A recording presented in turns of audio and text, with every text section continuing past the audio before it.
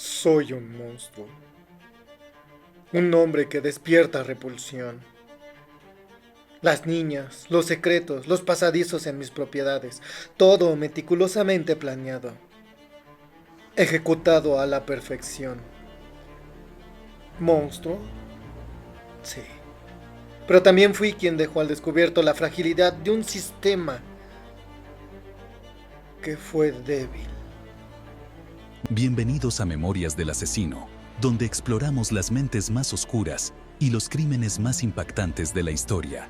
Aquí descubrirás los detalles ocultos, las historias no contadas y los misterios más escalofriantes. Prepárate para adentrarte en lo macabro y lo desconocido.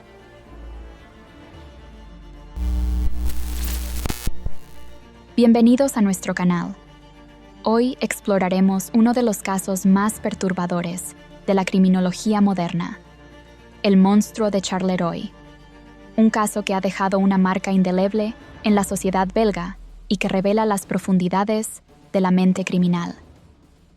Para entender cómo surgió el monstruo de Charleroi, es necesario conocer un poco sobre la vida de Marc Dutroux. Nació en 1956 y tuvo una infancia difícil, marcada por la violencia y el abandono. Desde muy joven, empezó a mostrar conductas problemáticas y a involucrarse en actividades delictivas. La vida no fue fácil para mí. Mis padres eran maestros. Eso no significó que tuviera una infancia feliz. Recuerdo las peleas constantes en casa, la sensación de abandono cuando se separaron. A los 16 años, dejé mi hogar, buscando una forma de sobrevivir en un mundo que parecía no quererme. Su vida como criminal comenzó con robos y pequeños delitos, pero fue en la década de los 80 cuando su perfil se volvió mucho más oscuro. En 1989, Dutroux fue condenado por primera vez por secuestro y abuso, pero salió de prisión solo 3 años después, por buena conducta. Desde entonces, empecé a involucrarme en actividades delictivas. Al principio eran cosas pequeñas, robos, peleas. Pero con el tiempo, esas conductas se volvieron más serias. La adrenalina me atrapaba. Era como si necesitara ese riesgo constante para sentirme vivo. El monstruo de Charleroi se situó en la década de los 90 en Charleroi, una ciudad que, a pesar de su atractivo, fue golpeada por una serie de crímenes atroces. En ese periodo, la comunidad se vio sumida en el miedo y la incertidumbre, mientras un oscuro secreto se cernía sobre sus calles. Sí. Recuerdo aquellos días. La gente hablaba en susurros sobre un hombre que merodeaba por las calles. Nadie sabía quién era, pero todos sentían su presencia. Era como si una sombra se hubiera apoderado de su ciudad. El modus operandi del monstruo de Charleroi era metódico y escalofriante. Se dirigía principalmente a jóvenes vulnerables, utilizando su carisma para ganarse su confianza. Una vez que lograba atraer a sus víctimas, las sometía a situaciones extremas, dejando un rastro de terror y confusión. La idea de controlar a otros me fascinaba. Comencé a atraer a jóvenes vulnerables, ofreciéndoles lo que creía que necesitaban: atención, cariño, amor, ser escuchados. Pero todo eso era una trampa. Construí un lugar donde podía mantenerlas. Una mazmorra. En mi propia casa. No puedo explicar lo que sentí al verlas ahí.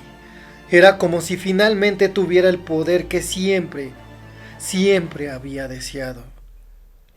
Pero esa sensación de control pronto se tornó en algo más siniestro, más fascinante.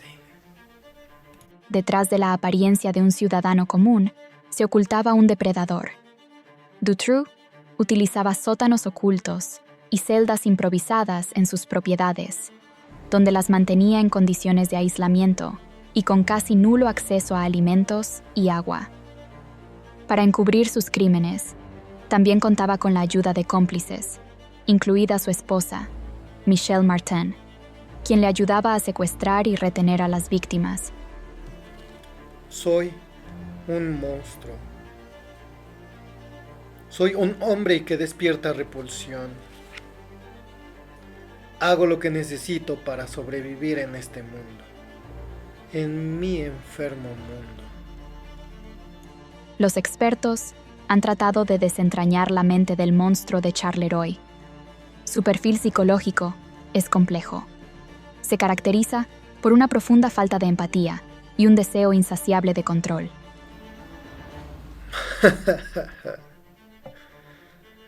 No. A todo esto, los psicólogos siempre dicen: este tipo de criminal muestra rasgos típicos de un sociópata. Es capaz de manipular y seducir a sus víctimas con facilidad, mientras oculta sus verdaderas intenciones en una máscara de mentiras. Si eso es ser feliz, para mí lo fue. Su comportamiento revela una historia personal marcada por traumas y una posible historia familiar disfuncional. Estos factores contribuyen a su desarrollo como un depredador social. Marc Dutroux fue detenido en 1996 tras una serie de eventos que culminaron en su arresto.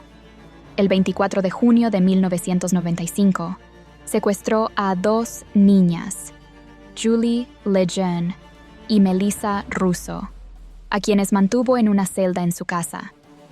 Durante su detención por robo de coches en diciembre de 1995, las niñas permanecieron encerradas y lamentablemente murieron de inanición mientras Dutroux estaba en prisión.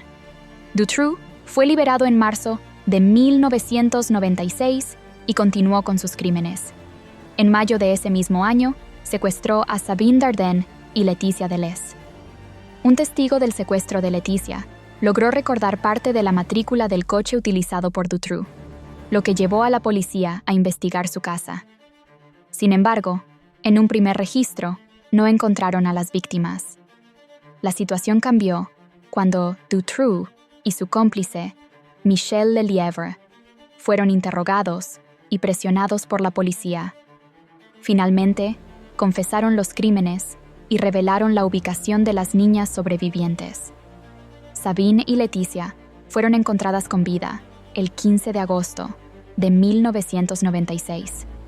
La indignación pública por el caso fue enorme, lo que llevó a protestas masivas y críticas hacia las autoridades por su manejo del caso. El monstruo de Charleroi no solo dejó cicatrices en sus víctimas, sino también en toda una comunidad. A medida que la sociedad intenta sanar, es crucial recordar estos eventos para prevenir futuros horrores. Lo que hago es malo, muy malo. Y hago lo que otros desearían hacer, pero no se atreven. El asesino y pederasta Marc Dutroux ha llegado este lunes a la vista judicial en Bruselas, en la que solicita su libertad condicional. Podría salir de la cárcel en abril y bajo vigilancia electrónica por haber cumplido un tercio de la condena, según prevé la legislación penal belga. El hombre fue detenido hace 17 años y condenado a cadena perpetua por el secuestro y violación de 6 niñas y jóvenes de entre 8 y 19 años. Asesinó a 4 de ellas. En la calle, indignación. Imposible, nunca deberían dejar que salga, no me lo puedo creer. Pide una especie de clemencia, pero él no tuvo piedad con nadie, así que se quede en la cárcel.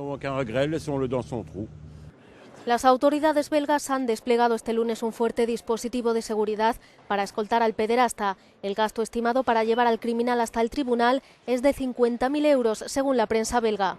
Bélgica está conmocionada por los giros que se están produciendo en este caso, uno de los más graves de la historia judicial de Bélgica. Además, algunas familias de las víctimas cuestionan la eficacia judicial belga y se han quejado a la Corte Europea de Derechos Humanos. Gracias por acompañarnos en este viaje oscuro a través del caso del monstruo de Charleroi. No olviden suscribirse y activar la campanita para más contenido sobre crímenes reales y fenómenos inexplicables. Hasta la próxima.